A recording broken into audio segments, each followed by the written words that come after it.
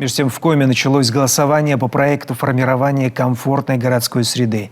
Желающих сделать выбор в первые дни опроса было так много, что на сайте даже случались сбои. Напомню, голосовать можно только за один проект. В Коми их 48 в 7 городах республики. Ольга Коняева знает, какие.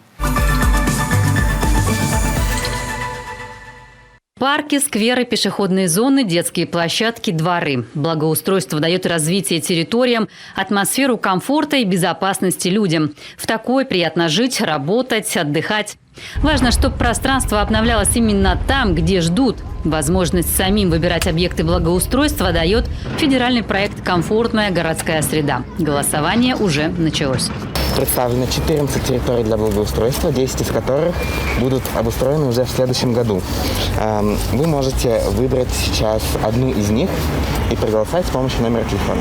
Голосование проходит на единой онлайн-платформе 11городсреда.ру. Все устроено максимально просто. От Коми представлено 48 проектов в Сыктывкаре, Усинске-Инте, Воркуте, Печоре, Ухте и Сосногорске. У каждого муниципалитета по несколько проектов. Предпочтение можно отдать только одному – самому для вас важному. В общественных местах этих городов работают волонтеры. Впервые добровольцев набирали и обучали в масштабах всей страны. Они знают все о каждом объекте благоустройства, помогают проголосовать. Проголосовала за Стефановскую площадь там у нас. Это близко к дому, можно будет отдохнуть, посидеть тоже. А то ходим вот сюда посидеть. Парк Кировский далековато. Программа «Комфортная городская среда» действует с 2017 года. Больше 360 объектов в Коми обрели новый современный облик. До этого так масштабно благоустройством в стране не занимались лет 20, не меньше. А потому проблемных территорий достаточно. Это в первую очередь окраина. В Ухте все 4 выдвинутые на голосование территории в пригороде. По многочисленным просьбам населения. Комфортно жить хочется не только в центре. Сердце поселка Сидью – местный клуб. Рядом памятник воинам-освободителям. Уже есть детская площадка, спортивные снаряды. Всю картину портит разбитый асфальт и старое освещение. Обязательно надо благоустроить, потому что взрослые, дети, пожилые люди.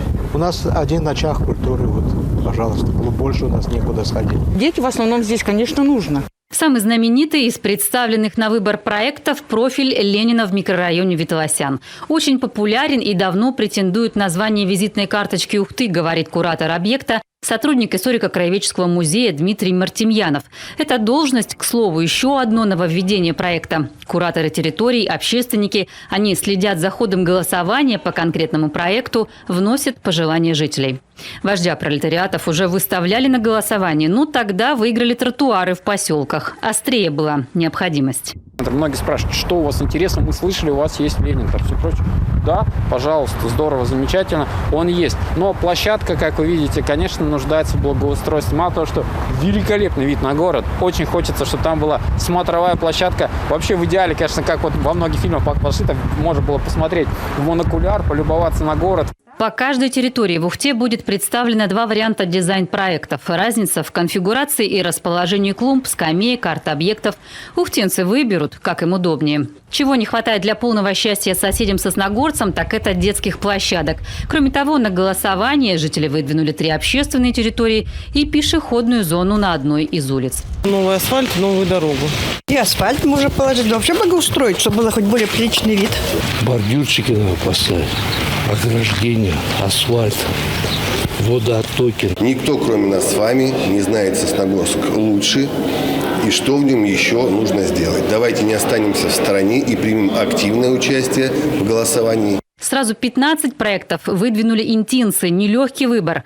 Площади Ленина и Комсомольская, территория легендарной водонапорной башни, новая зона отдыха, дворы и пешеходные зоны по улицам Горького и Мира.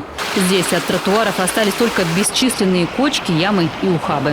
Я сама хожу, я работаю на Миры 42, парикмахерской. Ну, ноги, я 2 раза уже падала, спотыкалась об эти бугорки. Пешеходные зоны – это головная боль почти везде. Дороги постепенно ремонтировали, на тротуары чаще денег не оставалось. Так было раньше. Программа «Комфортная городская среда» действует по другому принципу. Что людям важнее? А для дорог теперь свой целый национальный проект. Даже тротуары главной улицы, Коммунистической и параллельной Димитрова в центре столицы давно не видели обновления. В этом году их отремонтируют от Октябрьского проспекта до улицы Старовского. Участки до Морозова в перечне голосования. Улицы Мира, Славы, проспект Бумажникова и Комарова в Эжве. На эти территории тоже жалоб много. Проголосовать за одну из них можно уже сейчас. По той стороне постоянно вода стоит на пешеходной дорожке. Надо благоустраивать, конечно. Здесь тем более вон школа рядышком, сады. Долгожданный проект для сыктывкарцев – площадь перед Свято-Стефановским кафедральным собором. Жителей в квартале многоэтажной застройки достаточно. В православные праздники здесь многолюдно, но присесть негде. Здесь только парковка и неприглядный пустырь. В планах озеленения, пешеходные дорожки, освещение, скамейки и урны. Все в стиле концепции «Столица леса». Граждане выбирают общественные территории, которые подлежат благоустройству в первую очередь в 2022 году. У нас по городу Сыктывкару таких территорий 12.